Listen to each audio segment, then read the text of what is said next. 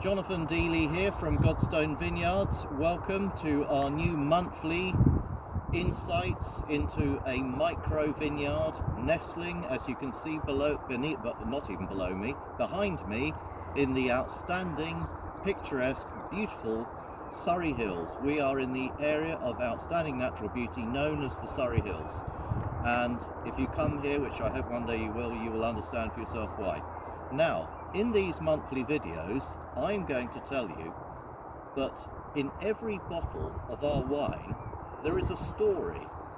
Every single one of them is different because they're all vintage wines. We don't sell any non-vintage whatsoever. And every year in England, as you will know, with our weather, everything is always unique and it's very different. And the beauty of the story behind this bottle, which will be picked in late October this year, is that the story begins now. And as you can see here, I am standing in our Bacchus grapes. This is, in my opinion, Britain's answer, well, England's answer. I mean, obviously the Welsh also, they get involved, and great, they do a great job. This is Britain's answer to Sauvignon Blanc. If you're familiar with Sauvignon Blanc as a wine style, and I'm sure you are, this, in my opinion, and many others, is Britain's answer to that. And as you can see, so far, in what has been an exceptionally dry spring here in England, we haven't had any rainfall here for the whole month of April. And I'm speaking to you here today on the last day of April. It hasn't rained since Cheltenham Gold Cup Day, which was the middle of March. I tend to know my year by the racing dates. I'm afraid you're going to have to get used to that. Here we are looking at a Bacchus vine, and it is literally sprouting into action. Mercifully, it's not been affected by frost. Many people, unfortunately, in Britain this year have been. We've had some lovely, warm, sunny days this April, but then followed, unfortunately, by unbelievably cold nights. Luckily here, we very rarely suffer from frost. So we've got a lovely south-facing slope, and the cold air just tends to run down the slope and down into the valley below us. So they are beginning to spring into life, and we're getting, on the two spurs that we retained from last year's pruning, this is going to be producing the fruit for this year.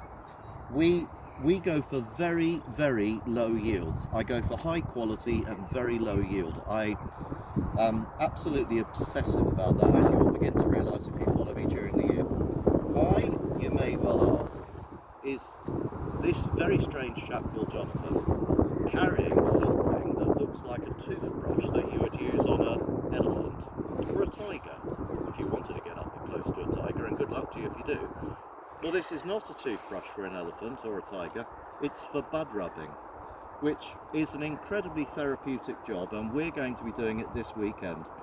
Bud rubbing involves simply removing this growth, which is down here on the trunk, and in spite of the fact that this is a brilliant instrument on the whole, there are times when I'm afraid you just have to go the old-fashioned way and pull some of it off to yourself.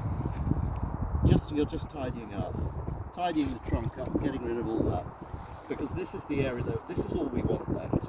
This is probably a better one to look at, because I think this would come up quite easily, he says.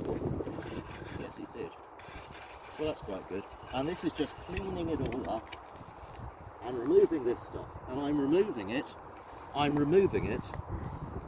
because we don't want it. It's going to cause interference with the main fruiting zone of the vine, and it's taking all the energy away from the fruiting zone of the vine, and that's something we don't want. So this weekend, apparently it's going to rain, but which is welcome because we could do with some rain, but we'll also be doing bud rubbing.